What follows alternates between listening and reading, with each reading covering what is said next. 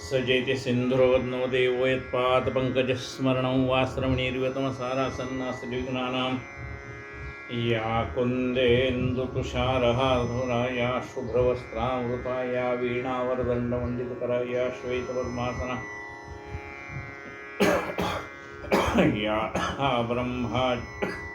या ब्रह्माच्युतशङ्करप्रभृतिभिर्देवैः सदा वन्दिरा सा मां पातु सरस्वती भगवती निःशेषदाढ्यापहामूकं करोति वाचालं पङ्गुं लङ्घयते गिरिमेत्कृपातमहं वन्दे परमानन्दं माधवं नारायणं नमस्कृत्यं नरं चैव नरोत्तमं देवी सरस्वतीं व्यासं ततो जयमुद्रेत वसुदेवसुतं देवं कंसचाणूरमर्दनं देवकी परमानन्दं कृष्णं वन्दे जगद्गुरुं गुरुर्ब्रह्मा गुरुर्विष्णु गुरुर्देवो महेश्वरः गुरुस्साक्षात् परब्रह्म तस्मै श्रीगुरुवे नमः। श्रोता वक्ता श्रीराम समर्थ। जय जय रघुवीर समर्थ। आपण साई सच्चरिताचं चिंतन करतो आणि आत्ता आपला 47वा अध्याय सुरू आहे। हेमाड पंतरचित साई सच्चरित, त्यातला ओवी क्रमांक 100वा आत्ता आपला सुरू आहे। श्री गणेशाय नमः। एकूण बाई बसे निवांत पती पुढे ती निरुत्तर होत जाई। पैसा जरी लोक जमित संतोषे देत क्वचितचे। त्या गावातल्या मुख्य व्यापाऱ्याकडे मंदिर बांधायचं काम होतं,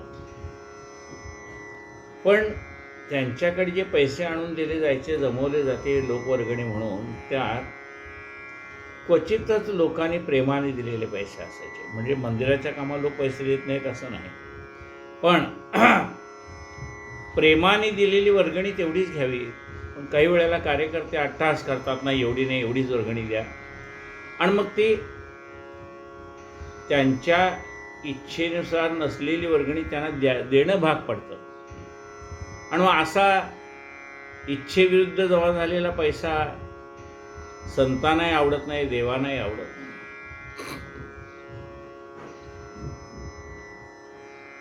प्रेमे वीण भिडे भाडे पडता आग्रह अथवा साकडे, जे दिले ते देवांना आवडे, गोडीचे थोडेही बहुमोल। प्रेमे वीण भिडे भाडे, त्यांनी प्रेमाने दिलेलं आहे तर देवाला आवडतं, पण कुणाच्या भिडेसाठी दिलेले पैसे देवाला आवडत नाही। कुणी आग्रहाने मागितलेले देवाला आवडत नाही। प्रेमाने थोडं दिलं तरी देवाला ते आवडतं।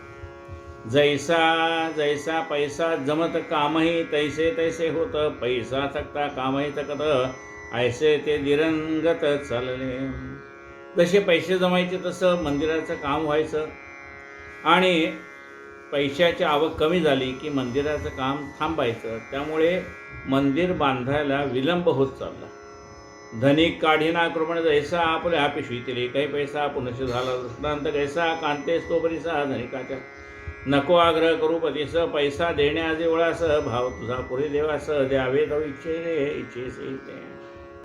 पुन्हा भगवंतानी त्या व्यापाऱ्याच्या पत्नीच्या स्वप्नात जाऊन सांगितलं, तू सांगतेस पतीला पैसा आपल्याजवळ आहे, मंदिरासाठी खर्च करा, लोक नंतर आणून देतील तो तुम्ही घ्या।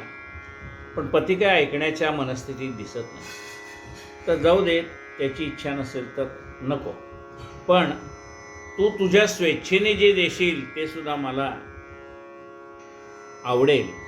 तुला जेवढं द्यायचं तेवढं चिमटभर दे।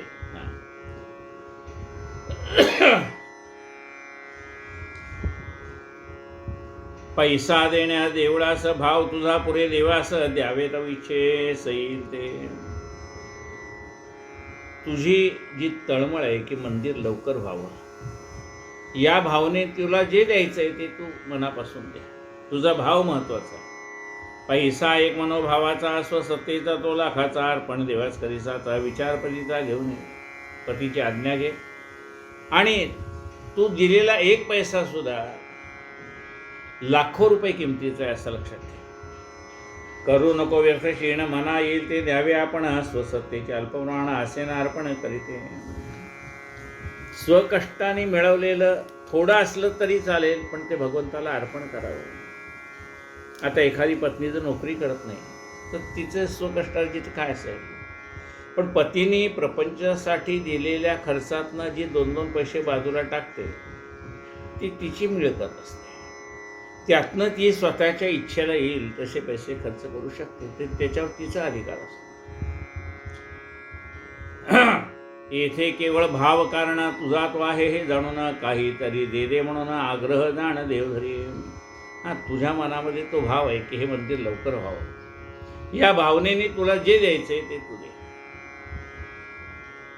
तरी जे असेल अल्पवित्त देऊन होई तो निश्चिंत, भावा विण देणे त्यानुचित, देवानं इतकिंचित आवडे. तुझ्या मनाला येईल तेवढं दे, तुझा भाव महत्त्वाचा आहे. आणि ज्याच्या मनामध्ये भाव नाही त्याने कितीही दिलं तरी देवाला ते आवडत नाही. विनाभाव जो देईल त्याचे ते सर्व माती मोल, अंती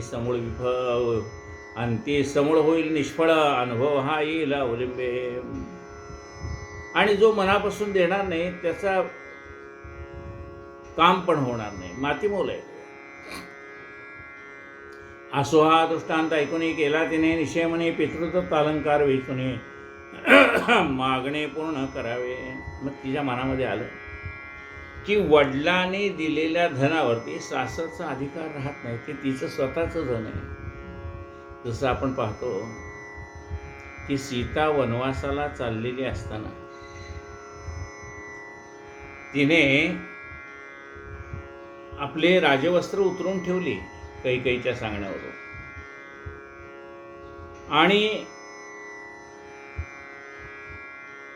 तिच्या सासरवाडीकडून म्हणजे दशरथाकडनं जे तिला मिळालेलं होतं त्याला तिने हात लावला नाही. पण तिला जे तिच्या माहेरच्याकडनं आलेलं होतं ते स्त्रीधन आहे, किंवा सासरच्याने सुद्धा तिला प्रेमाने एखादा वस्तू केली असेल तर ती तिचं स्वतःचं स्त्रीधन आहे, त्याच्यावरती इतरांचा कोणाचा अधिकार चालत नाही. आणि म्हणून सीता वनवासाला निघालेली असताना सुद्धा तिच्याजवळ दागिने होते सगळे. ते आपल्याला माहीत आहे की तिने पुरचुंडी भरून टाकले, मग मारुतींनी ते उचलून रामाला दाखवले, हे सगळे दागिने सीतेचेच आहेत. म्हणजे स्त्रीधनावरती दुसऱ्या कोणाचा अधिकार नसतो, तर स्त्रीचाच असतो. तिने विचार केला आपल्याजवळ जे दागिने आहेत त्यातला एखादा दागिना मोडावा आणि भगवंताला त्यातले काही पैसे येतील ते अर्पण करावे. मग तिने पती लागून केला तो निश्चय निवेदन, पतीने ते घेतले ऐकून अंतरी उद्विग्न झालं. लोभ तेथे कैचा विचार नाही, देवधर्म आचार मने म्हणे हा काय अविचार, भ्रांतिष्टसाचार ही झाली. म्हणे हे तिचे अलंकार करून या सर्वाचा आकार मोल ठरून 1000 जमीन नावावर चढवावी. अलंकार खरीदले आपण जय, पैशाऐवजी पत्नी लागून दिदली आपली जमीन खाजन, होती जी गहाण कोणाची. जमीन ही ती होती ओसिक, पर्जन्य काळी ही नापिक, पत्नीस म्हणे करून टाक अर्पण पिनाक पाणीस.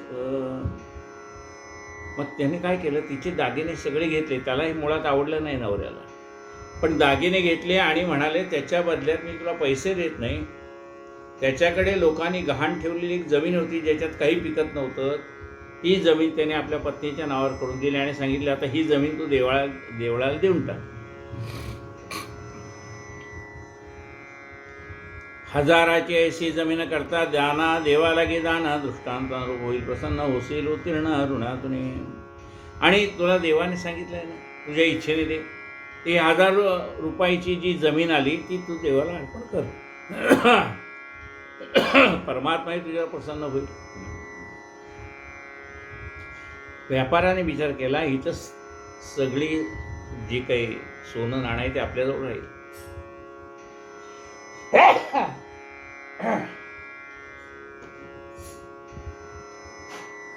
आणि ज्या जमिनीतनं काही पिकतच नाही ती जमीन आपल्याजवळ असली काय नसली काय, ज्यातनं काही पिकत नाही अशी जमीन त्यांनी त्या सोन्याच्या बदल्यात 1000 रुपयाची जमीन तिच्या नावावर करून दिली आणि सांगितलं आता ही जमीन तू शंकराला अर्पण कर.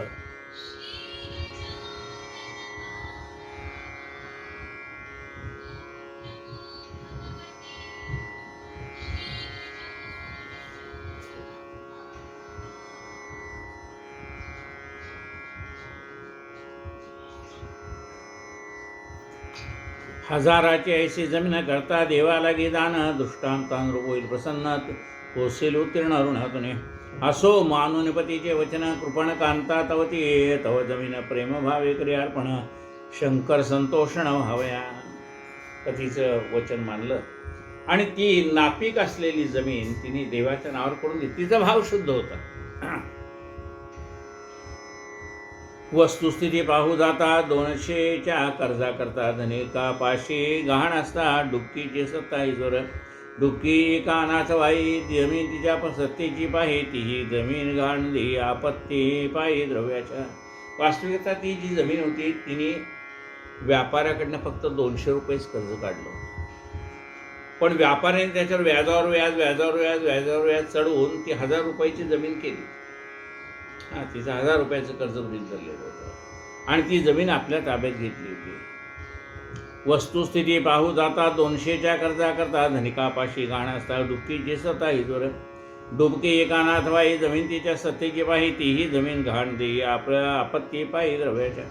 परी धनिक महालोभी, शंकर आहे फसविता नभी, कांतेचे श्रीधन दाबी, कपटा लागे सुखमाने. बहु खोटी हे विषय लालसा परी, करी विषयासक्ताचे नाशा, गुंतून या विषय पाशा, जीविताशा असेल जरी. श्रवण लालसे मरे कुरंग, सुंदर मणी धारणे भुजंग, तेजावलोकन गौडिये पतंग, ऐसा कुसंग विषयांचा. म्हणजे त्या धनाच्या लोभाने तो व्यापारी देवालाही फसवायला मागे पुढे पाहत नव्हता. ही विषयासक्तीच अशी आहे. उत्तम अशा संगीताच्या लालसेने मरे कुरंग, कुरंग म्हणजे हरिण. श्रवण लालसे मरे कुरंग, सुंदर मणी धारणे भुजंग. असा नागमणी जर त्या नागाच्या डोक्यावर असतो त्याला नागमणी म्हणतात. असा एखादा नाग आहे की ज्याच्या डोक्यावरती मणी आहे, तर लोक काय करतील, त्या मण्याच्या स्वार्थासाठी नागाला मारतील. श्रवणाला असे मरे कुरंग, सुंदर मणी धारणे भुजंग, तेजावलोकन गोडिये पतंग, ऐसा कुसंग विषयांचा. तेजावलोकन, तेजाच्या आकर्षणाने पतंग म्हणजे लहान कीटक तो अग्नीवरती झडप मारतो आणि मरून जातो. तेजावलोकन गोडिये पतंग, ऐसा कुसंग विषयांचा. विषय भोगा लागे धन, तदर्थ यत्न करता गहन, विषय तृष्णा वाढे दारुण, अशक्य निवारण तिचे. आपल्याला नाना प्रकारची सुख मिळावीत म्हणून मनुष्य त्या पैशाच्या मागे लागतो की ही सुख मी पैशाने विकत घेईन. पण माणसाची विषय तृष्णा एवढी असते की त्याला जेवढं आहे तेवढं पुरत नाही, त्याला अधिकाधिक लागतं आणि मग तो अधिकाधिक धन मिळवण्याच्या मागे लागतो. विषय भोगा लागे धन, तदर्थ यत्न करता गहन, विषय तृष्णा वाढे दारुणा, अशक्य निवारण तियेचे. एखादा मनुष्य समजा चाळीत राहत असेल तर त्याला असं वाटतं की नाही आता मी थोडे पैसे मिळवीन आणि चांगल्या एखाद्या भाड्याच्या घरात राहील, ब्लॉकमध्ये याच्यात त्याच्यात. पुन्हा त्याला असं वाटतं नको भाड्याच्या घरात नको, स्वतःचं घे. मग त्याच्यासाठी म्हणजे पैशाच्या मागे लागता लागता लागता इतकं की त्याला त्या पैशाचा उपभोग घ्यायला सुद्धा वेळ मिळेल का नाही शंका. खायला वेळ नाही, प्यायला वेळ नाही, विश्रांतीला वेळ नाही, अशी अवस्था त्याची होऊन जाते. कर्ज फेडता फेडता नाकी नऊ येऊन जातात. बरं, ते मोठे मोठ्या वस्तू घेतल्या किंवा त्याच्याप्रमाणे आपलं स्टेटस म्हणजे आपलं राहणीमान ठेवावं लागतं. ते ठेवता ठेवता नाकी नऊ येतं. करूच नाही असं नाही, पण अंथरूण पाहून पाय पसरावं हे खरं. निसंशय बुडीत जमीना म्हणजे आपली समजा 1 RK घ्यायची ऐपत आहे तर 1 RK घ्यावं. आपली 1 BHK घ्यायची ऐपत आहे तर 1 BHK घ्यावी. आपली ऐपत 2 BHK असेल 2 BHK घ्यावी. पण अति त्या मागे लागलं तर अति तिथे माती असते. विषय भोगा लागे धन, तदर्थ यत्न करता गहन, विषय तृष्णा वाढे दारुण, अशक्य निवारण तिचे. निसंशय बुडी जमीन, प्रयत्नहीन पिके कण, ती म्हणे करा कृष्णार्पण, काय ते पुण्य जाण्याचे. अहो ज्यातनं काही पिकतच नाही ती देवाला अर्पण करा, काय पुण्य प्राप्त होईल. जेथे न किंचिते संकल्प कृष्णार्पण ते निर्विकल्प ऐसे नव्हे ते जोडले पाप अंते ते संतापकारक एकीकडे गरीब ब्राह्मण जो त्या देवाची करी पूजन देवार्थ विनोता संपादन पावला समाधान अत्यंत. एक गरीब ब्राह्मण देवाची पूजा करत होता. आता देवळात एक जमीन आपल्याला दान मिळाली. त्याचा त्या ब्राह्मणाला मोठा आनंद झाला. असो पुढे काही काले विप्रत येऊन गेले. कृत्तिका नक्षत्र अपार वरसले. तुफान झाले भयंकर. एकाएकी वीज पडली. इमारती सारी खचली. धनी तेवढी सुरक्षित राहिली. दग्ध झाले अवशेष. धनिकावरही पडला घाला निज कांतेस. तोही निमाला. डुबकीही पावली पंचत्वाला. शेवट हा झाला तिघांचा. असो पुढे कालांतराने कृत्तिका नक्षत्रावरती तुफान असा पाऊस पडला. एकाएकी वीज पडली आणि ज्या घरात ती श्रीमंत माणसं राहत होती तो वाडाय खचून गेला. आणि धनिक मरण पावला. त्या धनिकाची पत्नी मरण पावली आणि जिची जमीन घेतली होती ती स्त्री सुद्धा मरण पावली. राहिलं काय? फक्त ती जागा शिल्लक राहिली. बाकी गेलं. एकाएकी वीज पडली. इमारती सारी खचली. धनी तेवढी सुरक्षित राहिली. दग्ध झाली अवशेष. धनिकावरही पडला घाला निज कांतेस. तोही निमाला. डुबकी ही पावली पंचत्वाला. शेवट हा झाला तिघांचा. पुढे हा धनिक मथुरा नगरी. एका गरीब ब्राह्मणा उदरी. तयाची ती भाविक अंतुरी. पुजाऱ्या घरी जन्मली. पुढे कालांतराने हा धनिक मथुरापूर नगरीत जन्माला आला. त्याची जी पत्नी आहे ती गरीब ब्राह्मणाच्या घरी जन्माला आली. पुजाऱ्याच्या घरी जन्माला आली. नाव तिचे ठेवले गौरी. डुबकीची हे आणि परे शंकराचे. गुरुवाचे उदरी. तिचे ती नारीचा नर झाला. आणि पुढे ती जी डुबकी होती म्हणजे जिची जमीन यांनी 200 रुपयाला व्यापाऱ्यांनी घेतलेली होती आणि पुढे व्याज चढवत चढवत 1000 रुपये कर्ज तिच्या डोक्यावर दाखवलं होतं. ती डुबकी पुढं शंकराचे जे पुजारी गुरव त्यांच्या पोटी पुरुषाचा जन्म तिला प्राप्त झाला. तया नराचे वारस केले. चन बसप्पा नाम ठेवले. ऐसे तिघांचे स्थित्यंत्र घडले. फलोन्मुख झाले तत्कर्म. आता त्या डुबकीचं नाव पुढे काय झालं? पुरुष जन्म मिळाल्यामुळे चनबसप्पा असं तिचं नाव झालं. आता त्यांची कर्म सगळी उदयाला आली. की डुबकीचं कर्म, त्या व्यापाऱ्याचं कर्म, त्याची जी पत्नी तिचं कर्म. धनिक पावला पुनर्जन्म. वीरभद्र ठेवले नाम. आता हा जो धनिक पुन्हा जन्माला आलाय त्याचं नाव आहे वीरभद्र.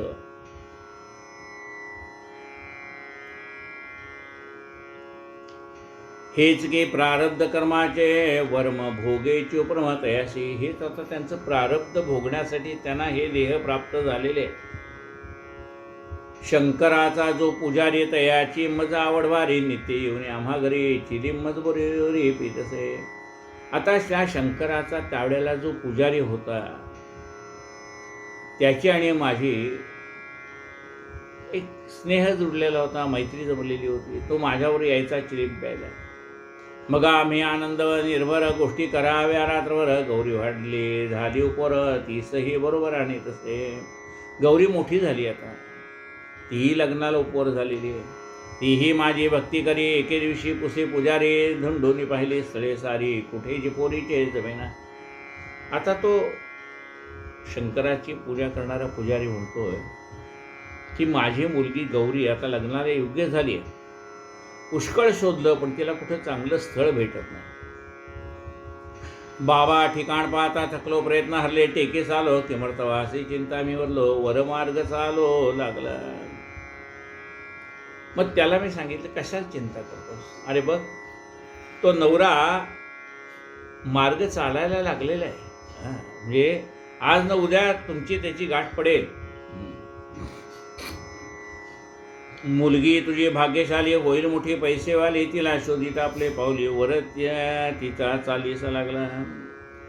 आता तुझ्या मुलीला शोधत तो येतोय बघ तुझ्याकडे.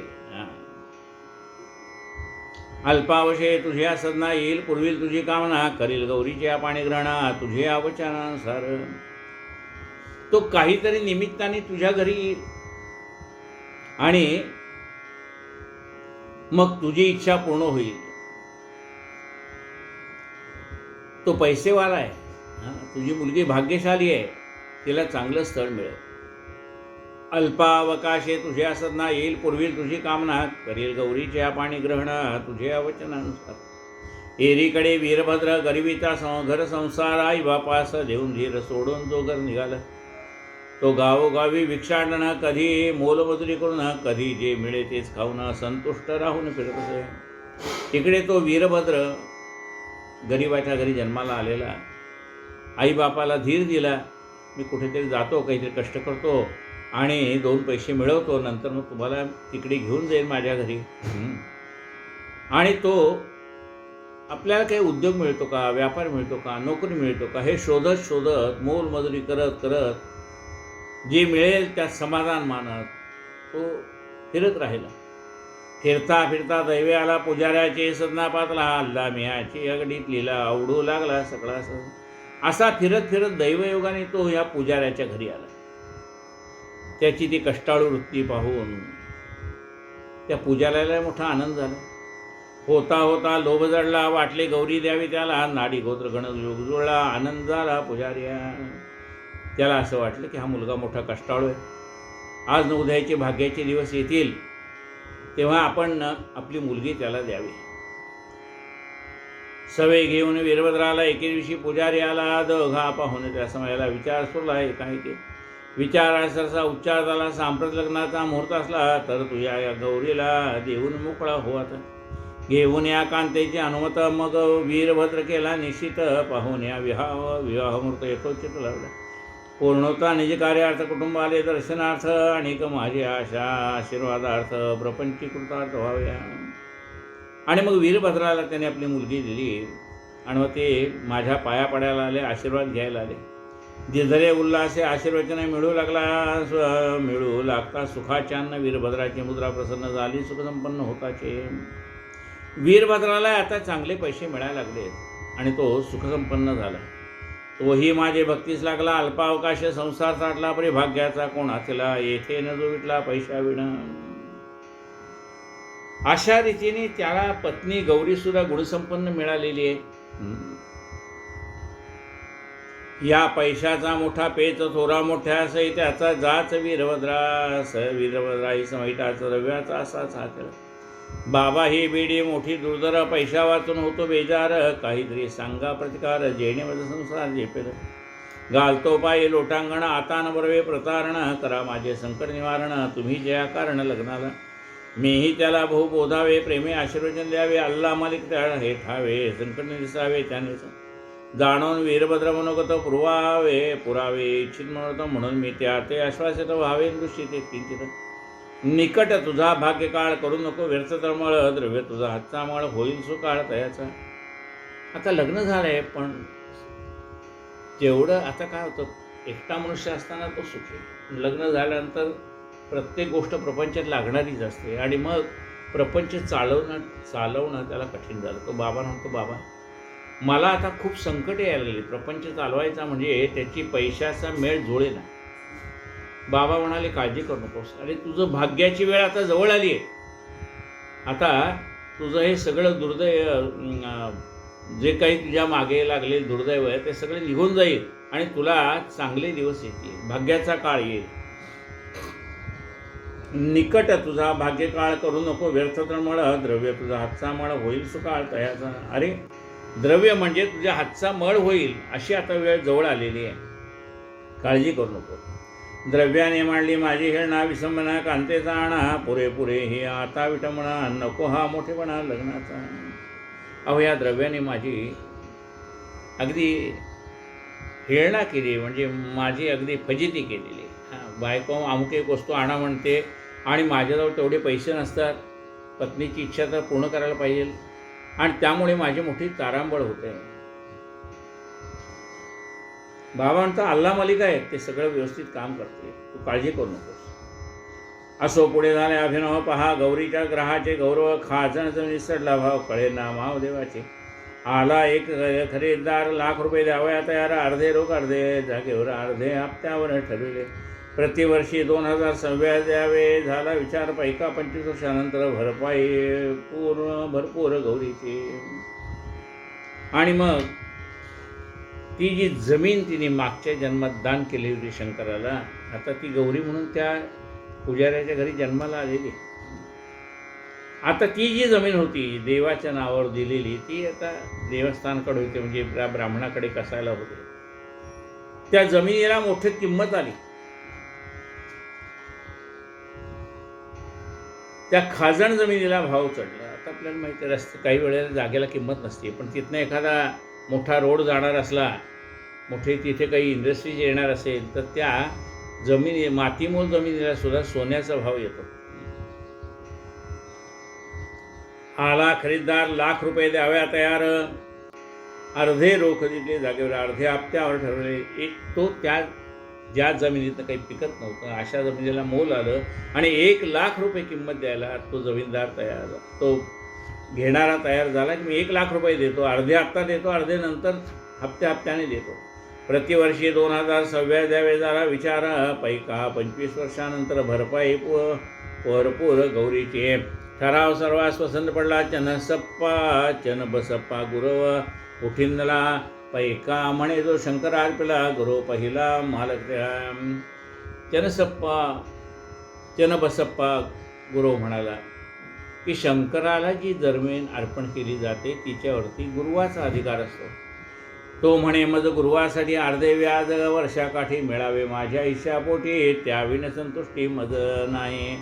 तो म्हणाला मी गुरव आहे म्हणून वर्षाकाठी जे काही व्याज मिळेल त्यातला अर्ध मला मिळायला पाहिजे, मला त्या व्याजातला हिस्सा मिळायला पाहिजे. वीरभद्रापा नेदी काही चनबसप्पा स्वसन राही, झुंपली वादावादी पाही, आले ते दोघे मजकडे. वीरभद्रप्पा म्हणाला मी काही देणार नाही. आता चनबसप्पाला सुद्धा काही स्वस्त राहावे ना, वादावाद झाला, दोघेही माझ्याकडे आले. शंकर तिचा पूर्णस्वामी, जमीन येईना ती त्रा कामी, न पडावे व्यर्थ लोक संभ्रमे. दोघास मग मी सांगितले, मी दोघांना सांगितलं अरे ती जमीन जी आहे ना ती शंकराची, तू त्या जमिनीचा पुजारी आहेस, त्या शंकराचा पुजारी म्हणून तुला मिळाले.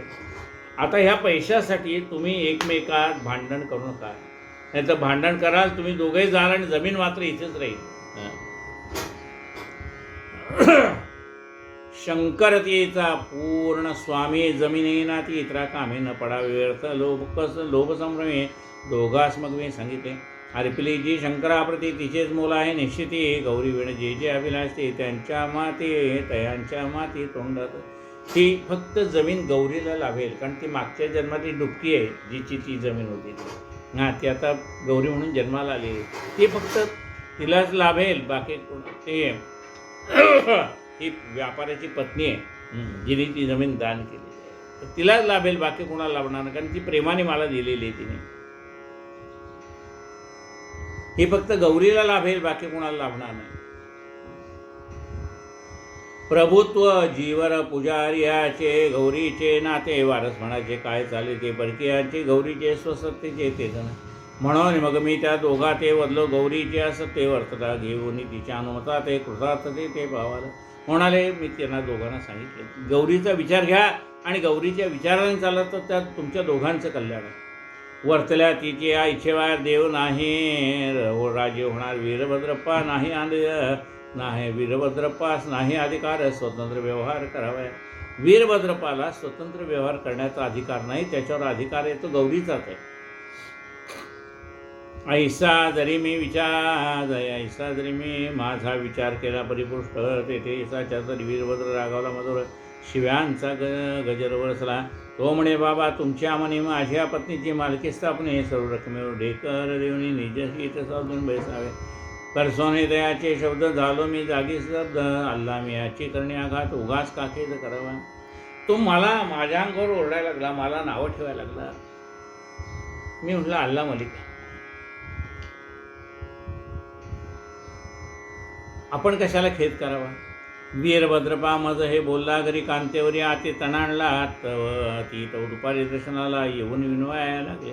बाबा कोणाच्या बोलावर लक्ष देऊन याव कृपा मधुर न करावे बेवसर ते पदर लोभ मज कन्येवर असावा. ते येऊन सांगितलं, बाबा माझे पती जरी तुम्हाला काही बोललेले असले तरी तुम्ही त्याच्या मनावरती घेऊ नका, माझ्यावरती अवकृपा करू नका. मी तुमची मुलगी आहे. ऐसे तिचे शब्दावर सोनं म्या तीच दिले पूर्ण आश्वासन. 7 समुद्र न्याहाल करीना तुझं त्या खिन्न नसावे. आता तू 7 समुद्राच्या पलीकडे गेले ना तरीसुद्धा मी तुझं कल्याण करीन. हेच रात्री असताना द्रिस गौरीबाई झाला दृष्टांत शंकराने स्वप्नात कथले ती महात परिसावे. पैसा हा सर्व तुझा पायी देऊ नको कोणास काही व्यवस्था तुझं होतो तीही सदा राही नाही हे करी. म्हणले हा सगळा पैसा तुझा आहे, कुणाला काही देऊ नकोस. देवळा प्रित्यर्थ जो जो पैसा जन बसप्पा सांगेल तैसा लावावा मज त्याचा भरोसा निर्बंध ऐसा राखावा. जे पैसे येतील ते देवळासाठीच वापरा, कारण ती जमीन देवस्थानची, त्यासाठी येणारा पैसा सुद्धा त्या देवळासाठीच तुम्ही वापरा. देवळा प्रित्यर्थ जो जो पैसा चन बसप्पा सांगेल तैसा लावावा मज त्याचा भरोसा निर्बंध ऐसा राखावा.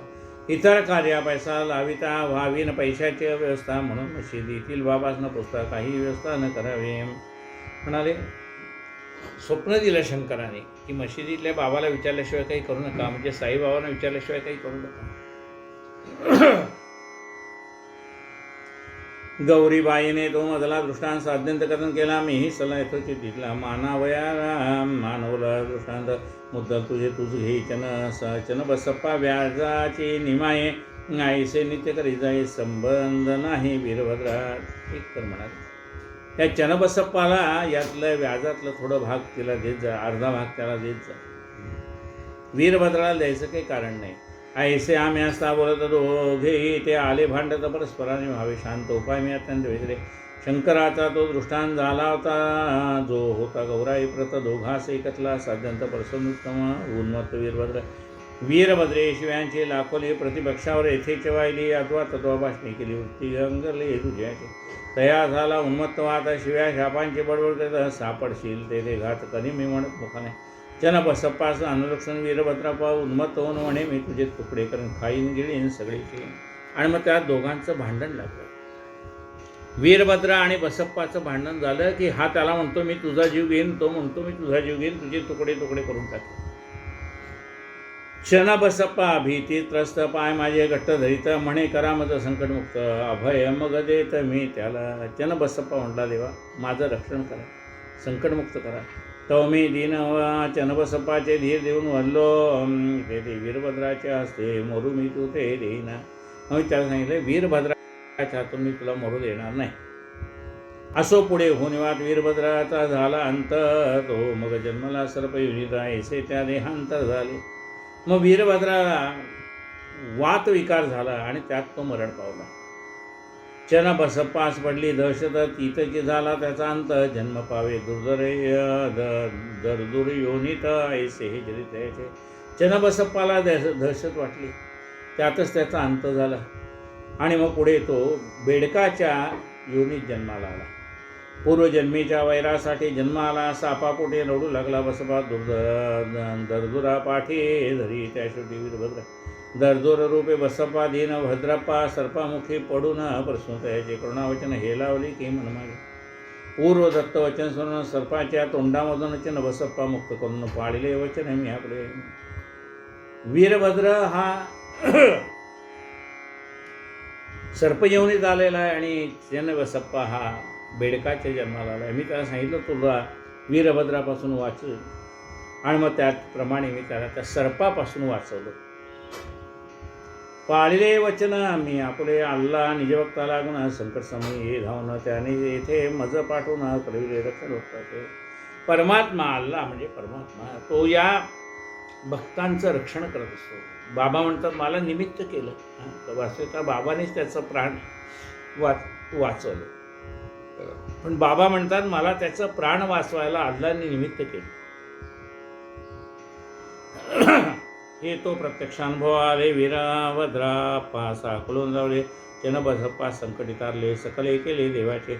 असो आता भरके चिलीम पिऊन जाईन आपले नामे तुही जाई आपले ग्रामे लक्ष्मण नामे असू दे ऐसे वदन चिलंपे आलो सत्संगाचे सौख्य लादलो फिरत फिरत परत आलो परम मी झालो निजांतरे स्वस्ति श्री संत सज्जन प्रेरिते भक्त हेमाड पंत विरचिते श्री साई समर्थ सच्चरिते श्री साई मुखश्रुत कथा कथनं नाम सप्तचत्वारिंशोत्तमोऽध्याय सम्पूर्णः श्री सद्गुरु साईनाथार्पणमस्तु।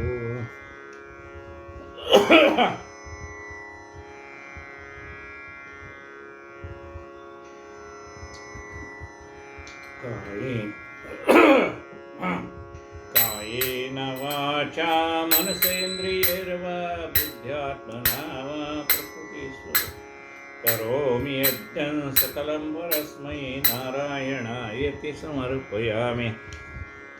अच्युतं केशवं रामनारायणं कृष्णदामोदरं वासुदेवं हरि श्रीधरं माधवं गोपिकावल्लभं जानकी नायकं रामचन्द्रं भजे। हरे राम राम राम हरे हरे हरे हरे कृष्ण कृष्ण कृष्ण हरे हरे हरे राम राम हरे हरे हरे हरे कृष्ण कृष्ण कृष्ण कृष्ण। साईनाथ महाराज के आरती साई बाबा सौख्य दातार जीवा चरण रजतळी त्यावा दासा विसावा भक्ता विसावा। आरती साई बाबा जाळूनी आनंद स्वस्वरूपी राहे दंग मुमुक्षु जनदावी निज डोळा श्रीरंग डोळा श्रीरंग। आरती साई बाबा जया मनी जैसा भाव तया तैसा अनुभव गाविसी दया घन ऐसी तुझी ही माव आरती साई बाबा तुमचे नाम ध्याता हरे संस्कृती व्यथा घाद तव करणे मार्ग दाविसी अनाथा आरती साई बाबा कलियुगी अवतार सगुण ब्रह्म साचार अवतीर्ण झालास स्वामी दत्त दिगंबर। आरती साई बाबा आठा दिसा गुरुवारी भक्त करी तिवारी प्रभुपद पहावया भव भय निवारी। आरती साई बाबा माझा निज द्रव्य ठेवा तव चरण रज सेवा मागणी हेची आता तुम्हा देवाधिदेवा आरती साई बाबा इच्छित दिन चातक निर्मल तोय निज सुख पादावे माधवाया संभाळा अपोली भात। आरती साई बाबा आरती साई बाबा सुखदातार जीवा चरण रजतळी त्यावा दासा विसावा भक्ता विसावा। आरती साई बाबा चरण डोळ्याने पाणी डोळे प्रेमे रंजनानंद पूजन त्वमेव माता पिता त्वमेव बंधु कायेन वाचा मनसेन्द्रियैर्वा बुद्ध्यात्मना अच्युतं केशवं रामनारायणं कृष्णदामोदरं वासुदेवं हरे श्रीधरं माधवं गोपिकावल्लभं जानकीनायकं रामचन्द्रं। हरे राम हरे राम हरे हरे हरे कृष्ण हरे राम हरे राम हरे हरे हरे कृष्ण कृष्ण हरे हरे। साईनाथ महाराज की जय।